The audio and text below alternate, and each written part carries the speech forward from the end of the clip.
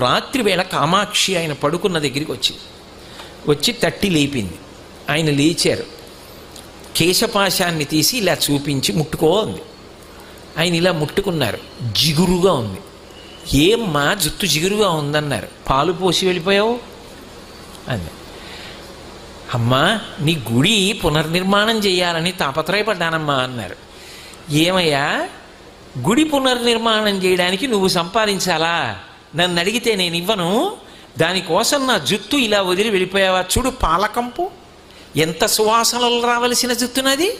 వెనక్కి వచ్చి అభిషేకం చెయ్యండి. రాత్రికి రాత్రి ఆయన బ్రిటిష్ ప్రభుత్వం వారిని అడిగారు తలుపులు తీయమని. తీశారు వాళ్ళు గౌరవం కొద్ది. వాళ్ళకి ఆ గౌరవం ఉండేది. తలుపులు తీస్తే వారు గబగబా వచ్చి కంచిలో అమ్మవారికి మళ్ళీ